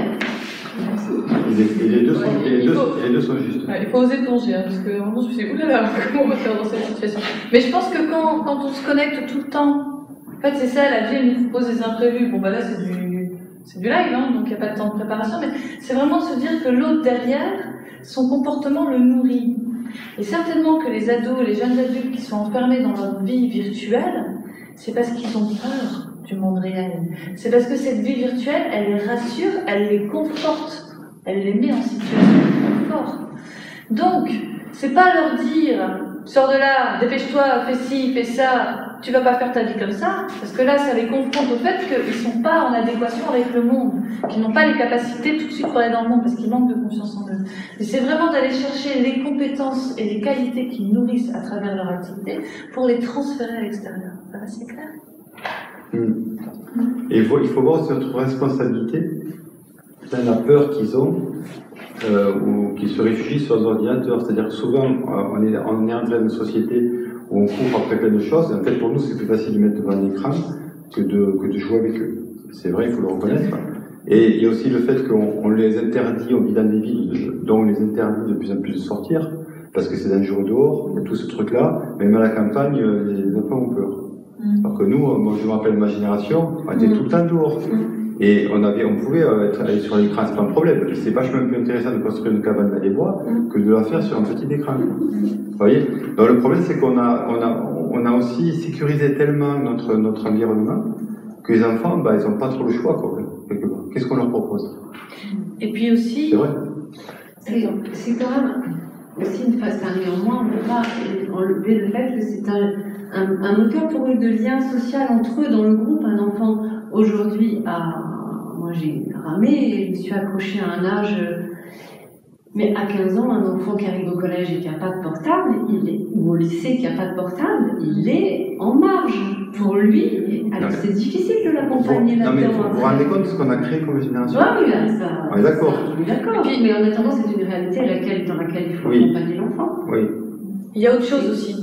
On élève les enfants avec des adultes dépressifs, je vais aller voir, dépressifs, malheureux et sans projet. C'est-à-dire que nous, enfin la plupart d'entre nous, adultes, on attend le soir, on attend le week-end, on râle parce qu'on n'a pas d'argent, parce qu'on n'aime pas, parce que nous on reçoit des mails qu'on ne comprend pas, parce que notre boss il nous demande de plus en plus en nous payant de moins en moins. On attend les vacances, on attend la retraite. Tout le monde râle tout le temps. Vous êtes OK avec ça ou pas? Tout le monde râle. Et on veut que nos gamins ils soient contents d'aller à l'école, de faire des devoirs qui n'ont aucun sens, d'obéir à des adultes qui ne savent même pas pourquoi ils leur demandent d'agir comme ça, et de trouver un projet et d'être super contents d'arriver dans un truc où nous, en travaillant comme des fous, on arrive à peine à être opposés. Donc, non mais c'est vrai, il faut quand même prendre conscience qu'on leur demande d'être heureux en projet et dynamique dans une vie qui ne nous épanouit pas. Donc rester à la maison, même nous, ça revient à la discussion de tout à l'heure, hein. C'est inconfortable de changer de vie pour aller vers soi. On ne le fait pas. Pourquoi est-ce qu'on... Enfin, de quel droit on pourrait leur dire sois heureux? Alors je vais un peu loin, mais... Non mais c'est ça, c'est-à-dire que... on est qui si on n'est pas modèle? Le modèle, il n'y a pas de modèle. On n'a pas de modèle. Donc qu'est-ce que vous voulez faire? Qu'est-ce que tu veux dire à ton gosse? Mais vas-y, sors de chez toi, sois heureux. Si nous-mêmes, on sort pas de chez nous, de notre nous inconfortable, pour montrer que c'est possible. On doit être moteur. Et c'est pas forcément d'un seul coup changer de vie et vivre que de la danse si c'est pas possible. C'est aussi se dire qu'est-ce que je montre, qu'est-ce que je mets en mouvement pour me mettre en lumière. C'est pas forcément j'illumine et qu'est-ce que je fais, qu'est-ce que je montre de moi d'épanouissant et d'heureux pour montrer à l'autre que c'est possible. Ça va? Très bien, bravo. Donc, rendez votre vie merveilleuse et c'est le plus beau cadeau que vous puissiez faire à vos enfants. Parce que vous ferez envie à vos enfants. Même à vous, c'est bon d'être heureux. Limite, spécifique. C'était le programme en 2009 sur une semaine de l'espace. C'est terminé, choisir d'être heureux. D'accord. Je l'ai là. Et alors, ça a marché? Non, mais c'était le programme. Je l'ai vu plusieurs années après. D'accord. Choisir d'être heureux. Ben, c'est vrai que je disais ce matin à une invitation, c'est un choix. D'être heureux, c'est un choix. C'est pas, ça fera pas automatiquement. C'est vraiment un choix. C'est un travail. Être heureux, ça demande de la régularité. Si vous touchez pas tout le temps, si vous avez une mauvaise alimentation, si vous passez votre temps avec des gens qui vous plombent, vous ne pourrez pas être heureux. Est-ce que pour revenir à ce que tu disais au départ, que carotte, c'est la pleine conscience? Carotte. C'est la carotte, Si tu arrêtes de jouer aux jeux électroniques, je te donne 1000 € par mois. La carotte, ça peut être plein de trucs. Si tu fais ça, tu auras ça. Tout le temps. Fais ça et je te paye, tu auras le portable. Et le bâton, c'est si tu fais ça, tu n'auras pas le portable. Oui, d'accord, on fait tout ça, on n'arrête pas de faire ça. Donc on le fait quand la conscience n'a pas marché. Au départ, on essaie la conscience. Donc ce qu'on a fait tout à l'heure, on explique, on estime qu'une personne en face de nous est consciente. Simplement, on est en face à des enfants. Les enfants, souvent les idéalise, mais l'enfant, il faut savoir que à 50 voire 70%, c'est de l'animal. Pour moi.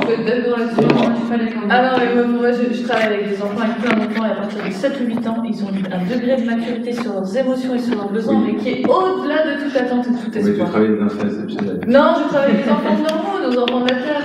Alors, je ne suis pas tout à fait d'accord. Ah bah tiens, alors on va faire les cours. Je vais venir, mais moi, ce que en tout cas j'ai pu observer, c'est qu'on a une partie de nous qui est pulsionnelle. C'est-à-dire que quand, même nous, on est pareil, nos enfants ou nous, c'est pareil. C'est-à-dire que quand on rentre dans l'émotionnel et dans le cerveau limbique ou le cerveau reptilien, je peux vous dire, vous pouvez dire tout ce que vous voulez, ça ne fonctionne pas. Ça ne fonctionne, ça ne rentre pas. Je vais vous donner même une expérience un peu douloureuse pour moi avec une belle fille que j'ai eue et qui avait un très très fort caractère. Hein, c'est-à-dire que l'anagramme, c'est un type 8. Ceux qui connaissent l'anagramme, ils vont comprendre ce que ça veut dire un type 8. Donc c'est-à-dire c'est la puissance. Et je vous donne l'histoire, j'y prête mon ordinateur. Je dis, je le prête pour 2 heures, elle me demande mon ordinateur, prête-moi mon ordinateur, je te le prête pendant 2 heures. Dans 2 heures, je le récupère. Et donc 2 heures après, je reviens, et je dis, voilà, j'ai besoin de travailler, tu me prêtes ton ordinateur. Ah non, non. Alors, elle a 17 ans. Hein. Non, je te le prête pas. Et puis, elle continue comme si c'était pas là. Alors, j'y allais, sois sympa. Fais pas ta bourrique. Je plaisante. Plaisante, non. C'est comme ça, non. Et là, elle met sa puissance. Donc, j'ai 2 solutions. Soit, je dis rien, je m'en vais. D'accord, c'est une solution, mais elle a gagné. C'est-à-dire qu'elle devient ma dominatrice. D'accord, et c'est une ado. Soit, j'y montre que c'est moi le dominant. Voilà, et que c'est mon ordinateur, donc il faut qu'elle me rende mon ordinateur. Donc, je choisis la deuxième option. D'accord, je la prends de la chaise et je la sors. D'accord. Et là, elle m'envoie un gros bain. Non. Ouais. Et là, qu'est-ce que je fais? Je la prends, je la mets par terre, je fais un katuwana, je sais pas trop de koutilla, un truc chinois. Je fais faire, je la mets par terre et je la bloque. Et je dis maintenant tu te calmes. Et alors elle pète sa crise, elle n'arrive pas à se calmer.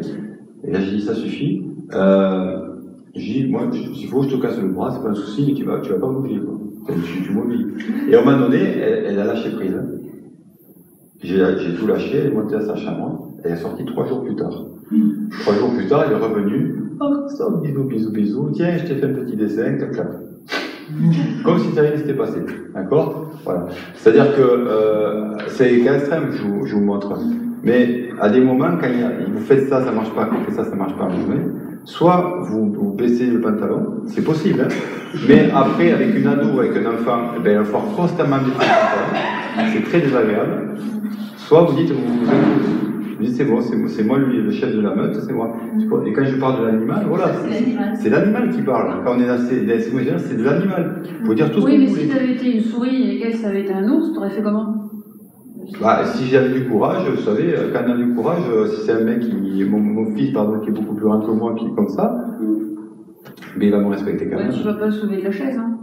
Je ferai autrement. Si, je peux faire plein de trucs.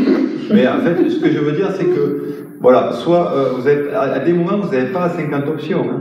soit vous acceptez le combat, et la personne, en fait, c'est ce qu'elle vous demande, hein, quelque part. Puis là, on est sur du frontal, mais une bonne fois de frontal physique, au moins c'est clair, et on va poser le cadre, Voilà. et après, il revient pas 10 fois. Tout à fait. C'est comme ça, point. Allez, hop là. Parce que sinon, on passe son temps. Moi, au niveau éducation avec mon enfant, j'ai posé un cadre très clair, et je disais, je te dis une fois, je te dirai jamais 3 fois. Et chaque fois, je fais des punitions assez élevées. Donc, il savait qu'en fait, si par exemple, je disais un truc une fois, je prévenais toujours. Après, je faisais tout ce qu'on a dit. Je suis pas un tyran. C'est-à-dire qu'avant, je parlais de ça. Mais après, quand je commençais à voir qu'il n'y avait pas de discussion, je dis une fois. Voilà, et limite 2, mais je dis pas 3 fois. Et il savait que, en fait, quand je disais ça, il fallait qu'il abandonne. Sinon, ça allait devenir terrible. Et à partir de ce moment-là, eh bien, il m'a plus jamais embêté. Plus jamais. C'est-à-dire qu'il savait. Il n'a pas besoin de. Alors que d'autres personnes que je vois, je te dis une fois, je te dis 2 fois, je te dis 3 fois, je te dis 5 fois, je te dis 6 fois. Et enfin, en fait, il ne répond pas. Enfin, il dit, bon, de toute façon, il peut dire tout ce qu'elle veut, ne le fait jamais. Il ne le fait jamais. Donc, qu'est-ce qu'il va faire? Il va tout le temps vous pousser. Tout le temps. Et je vois des parents qui sont fatigués, harcelés de ça, parce qu'ils n'ont pas su respecter leurs paroles. Non, puis parce que leurs paroles, elles ne sont pas reliées à des choses au niveau des besoins aussi. Enfin, c'est pas identifié clairement, le cadre. Voilà, donc si votre parole est juste, l'enfant le sait si c'est juste ou pas juste. Si vous êtes juste et que vous tenez votre parole, ça marche. Par contre, si vous ne la tenez pas, ben, vous attendre à des représailles. C'est normal. Donc il y a quand même un aspect animal chez l'enfant, assez fort. Et chez nous, c'est pareil. Hein. Donc ce n'est pas qu'un ange. Sur des anges, on a mis de la poussière dessus. Oui, mais souvent on idéalise des enfants, oui, ce sont des anges, non? En fait, non. Dans 50 000 situations différentes, après j'ai pas eu des ados à déplacer, mais il y a toujours une manière quand même pour... moi je travaille avec les cartes émotions et besoins. J'ai des gamins qui me disent, une fois que quand tu as le vocabulaire et quand tu sais ce qu'il y a derrière, ils disent, voilà, j'ai besoin d'honnêteté, d'écoute. Toi, après des combats, ils t'expliquent... si tu les éduques, petits, à 7-8 ans, ça marche. Mais moi, je n'avais pas éduqué ça. Ouais, je sais. C'est pour ça que je dis, voilà, après, parfois dans ta vie, tu as des situations où tu les récupères à un moment donné. Donc il y a peut-être des situations où il faut cadrer par une forme de force, et puis après, reprendre des outils pour qu'ils puissent être autonomes et construire à partir des expériences. Oui, tout à fait. Mais en fait, plus vous cadrez, plus vous mettez des outils très tôt, plus c'est facile. Voilà, plus vous mettez les choses en place tôt, et moins vous avez besoin de vous disputer, de rentrer en conflit. Par contre, si vous ne l'avez pas fait tôt, plus vous attendez, plus vous avez mis en place des réactions l'enfant ne va pas comprendre pourquoi vous changez d'attitude. Et en même temps... J'ai une femme au téléphone qui me dit, mon enfant, il ne m'écoute pas, et puis là, il a 14 ans. Mais il vous a déjà écouté? Non. mais c'est qui c'est qui gouverne la maison? Je fais ce que je peux, j'ai 2 enfants, mais ils font ce qu'ils veulent. Et mon mari, votre mari fait quoi? Mais mon mari, il n'est pas là. Il va travailler, il revient, et puis quand les enfants, il leur donne des trucs, voilà. Il n'y a personne qui gouverne la maison. Ils font ce qu'ils veulent. Et vous me dites maintenant une solution pour les... j'ai dit, il va falloir changer. Hein. Ils ne vont pas comprendre, nos enfants. Il va falloir changer, il va falloir apprendre à dire non, poser des limites. Ils sont pareils. Et en même temps, alors pour vivre avec des groupes d'enfants et de jeunes ados, leur dire, moi je dis souvent, je sens qu'il y a un truc qui me convient pas, je suis un peu triste quand vous vous battez ou quand je dois répéter les mêmes choses, ou alors j'ai appris un nouveau truc, est-ce que vous êtes ok pour qu'on change, qu'on essaie de changer ensemble? Et donc je dis, est-ce que ça vous va si à partir d'aujourd'hui, tous les matins, vous dites comment vous sentez, de quoi vous avez besoin? Et en fait, je plonge avec eux. J'y vais, et quand on leur impose pas et qu'on leur dit, je vois bien que c'est pas confort, est-ce que ça vous va si on essaie de tester un truc pour que ce soit mieux pour tout le monde? C'est gauche et l'autre, c'est ça. C'est ça, je vérifie, je leur dis, ou alors je dis, j'ai fait une formation, je me suis éclatée, j'ai appris ce que c'était que, je sais pas ce que j'ai fait la dernière fois, tu sais, la respiration, c'est pas la cohérence cardiaque. Donc j'apprends un truc, hop, j'ai un nouveau groupe, hop, j'exploite avec lui. J'ai expérimenté, c'est la première fois, est-ce que vous êtes ok pour lancer? Et puis après vous me dites ce qu'on en fait. Mais c'est pas si changer, c'est pas si grave que ça.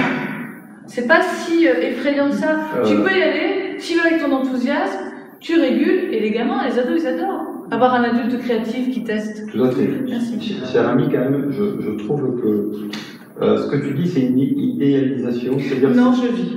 Ok, tu le vis, ça se passe bien, des moments. Maintenant, si je pose une question, est-ce que on pourrait faire ça avec nos compagnons, avec nos compagnes, leur expliquer des choses, dire faire la même chose? C'est un peu plus difficile pour moi. C'est un peu plus difficile. Tu t'es rendu compte que c'est un peu plus difficile. T'as beau t'expliquer, et des fois ça Au marche travail, pas. ça marche mieux. Alors pourquoi, avec des adultes qui sont censés être des gens très conscients, très réfléchis, tout ce que tu veux, comment tu veux l'imposer à des ados ou à des enfants? Et j'impose pas aux ados, aux enfants. Je leur dis, ah tiens, j'ai expérimenté un truc, vous voulez? Ils me disent oui. Parce que j'ai une relation d'authenticité avec eux. Oui. Parce que je les considère pas comme des petites choses à élever. Parce que je vois leur lumière, parce que je sais qu'ils sont brillants, et parce que, en fait, je crée une relation avec chacun d'entre eux. Avec chacun de mes groupes, je regarde les gens dans les yeux. Et pourquoi ça peut pas marcher avec un adulte? Mais je le fais avec les adultes, quand je travaille en formation. Non, c'est pas ma question. Si, ça marche avec les adultes. Si, Sauf que si, ça marche avec les adultes, sauf que bah là j'expérimente un nouveau format d'atelier ici, je l'ai dit hier, je fais la même chose, je regarde tout le monde dans les yeux, je vérifie au départ et à l'arrivée les émotions et les besoins, je mets en projet, donc c'est le même cadre, enfant, ado, adulte, je travaille dans le même cadre. Mais quand je plonge, je dis, oh bah voilà, j'ai besoin d'authenticité, j'essaie. Non mais, je dis pas que ça marche pas, je dis que c'est très... Mais il faut toujours commencer par ça. Ce qu'elle dit, il faut toujours commencer par ça. Mais si ça ne marche pas, ne restez pas bloqué dessus. Vous avez d'autres options. Ça, c'est le top, on va dire. Ça sera toujours le top. C'est Michael Jordan qui dit. Voilà, c'est le top. Mais quand vous ne pouvez pas, c'est tout. Alors, il dit, j'ai raté plus de... Michael Jordan. Vous savez, l'homme qui vole. Encore un homme qui vole. J'ai raté plus de 9000 tirs dans ma carrière. Et j'ai perdu... Je reprends. J'ai raté plus de 9000 tirs dans ma carrière, j'ai perdu presque 300 matchs. À 26 reprises, j'ai eu la responsabilité du tir qui pouvait donner ou retirer la victoire, et j'ai échoué. J'ai manqué encore et encore dans ma vie, et c'est pourquoi j'ai réussi. Et en fait, faut y aller. Faut pas s'attendre à ce que ça fonctionne. Si on reste devant TF1 tout le samedi après-midi, c'est mort si vous faites ça. Il se passera rien. C'est quoi TF1? Je sais pas, tu vois, pas de truc à la télé. Mais il faut oser. Alors après, oser un petit pas à la fois. Plongez pas en disant tiens, j'ai vu un truc, je vais faire exactement la même chose parce qu'il faut quand même avoir la structure pour y aller. Mais osez, mettez-vous un petit peu à la fois en difficulté, sortez un petit peu à la fois de votre zone de confort, mais osez. On ne change pas de vie si on n'ose pas. Ben oui. Je veux dire ça, c'est évident. C'est évident. Comme disait l'autre, on ne peut pas avoir des résultats différents si on répète toujours la même chose. D'accord? Et encore,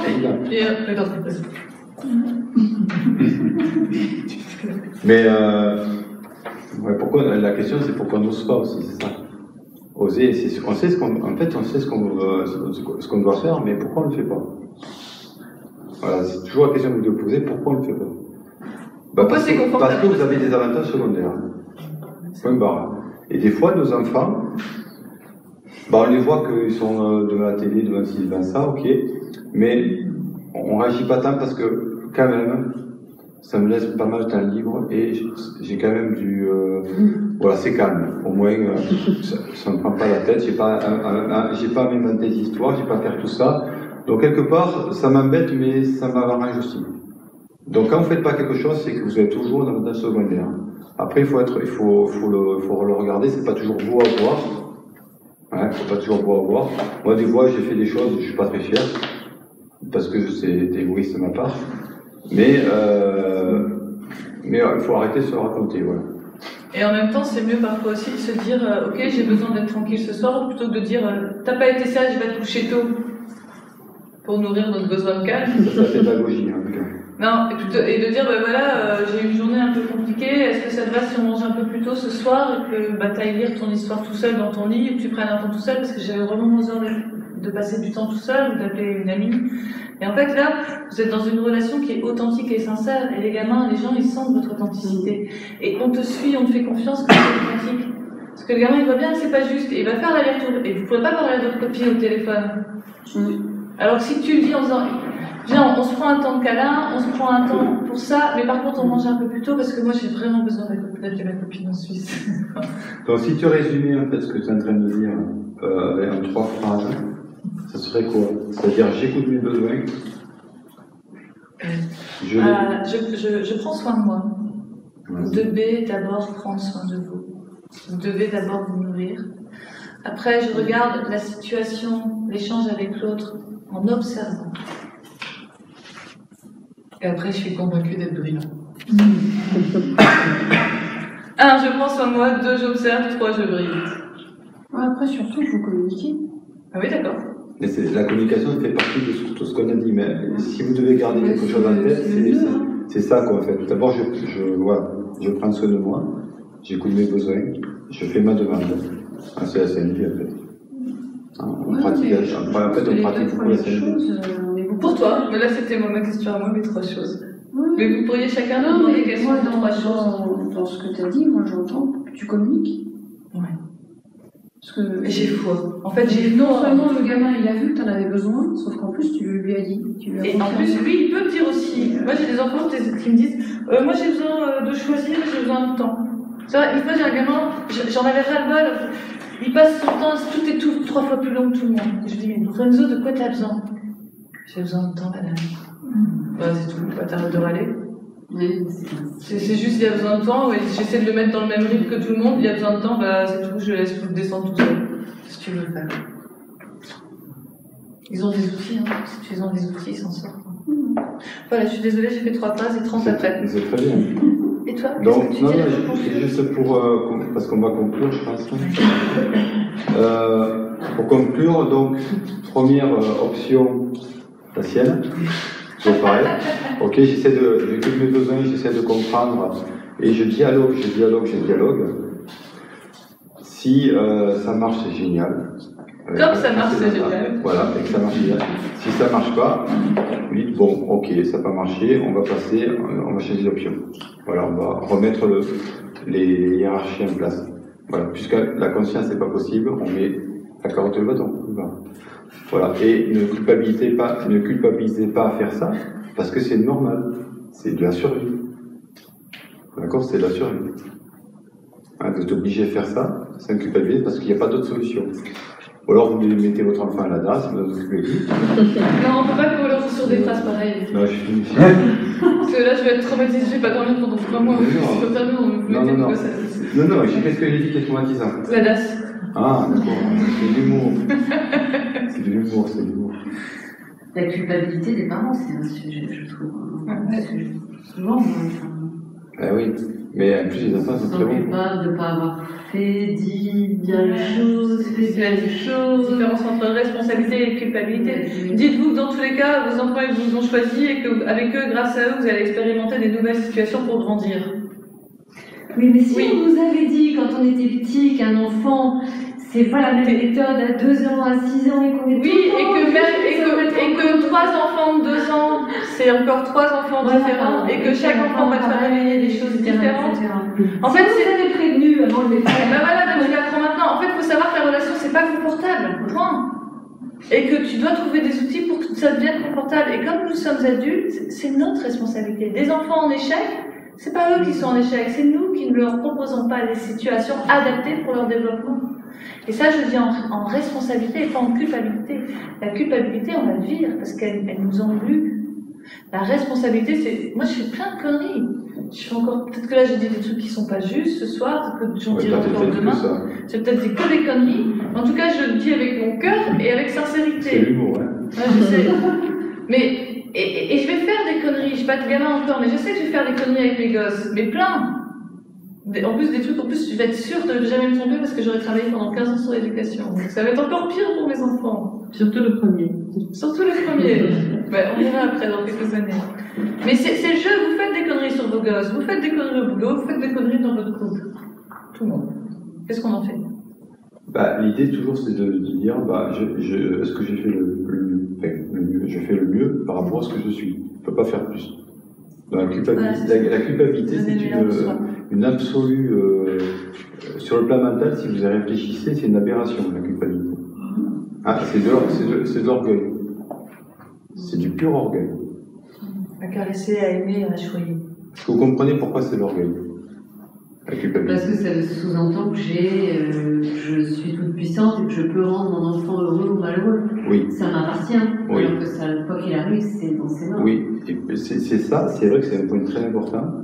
Et c'est aussi au point que vous devriez savoir quelque chose que vous n'avez pas su avant. Vous devriez faire quelque chose que vous n'étiez pas capable de faire avant.